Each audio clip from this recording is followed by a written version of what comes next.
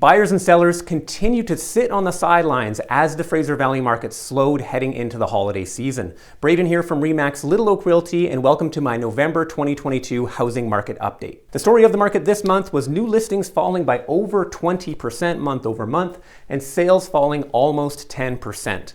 It's the clear sign that buyers and sellers are electing to wait on the sidelines rather than list their homes and also engage in the market. If we look at sales compared to the 10-year average, we're still 42% below. Now, this number has remained relatively stable compared to last month, which could be a sign that demand is starting to bottom out and reach a bit of a plateau. Overall inventory levels fell by 10% month over month, which puts us at minus 18% compared to the 10-year average.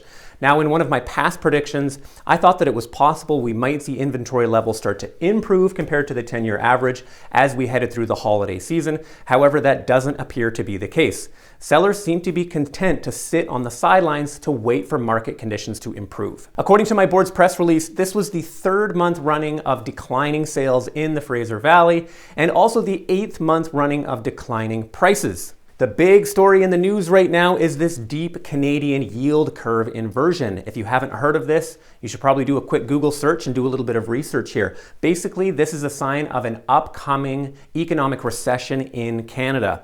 Now, on the one hand, we may have this economic recession, but on the other hand, it's a sign that the bank will likely be slashing its rates toward the end of 2023. So if you're a buyer, that's a good thing to keep in mind. Also, if you own a home, that's a good thing to keep in mind if you have an upcoming mortgage renewal. Further to the interest rate hike decision coming tomorrow, the markets have priced in a 25 basis point hike. However, half of economists in Canada are expecting a 50 basis point hike.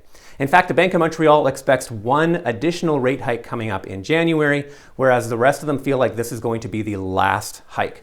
Personally, I do think we're going to see a 25 basis point hike, and then I don't think we're going to see anything coming up next year. The reason why I think that is because the bank is paying attention to how many variable rate mortgage holders in Canada are reaching their trigger points, and they will also have their eyes on this yield curve inversion.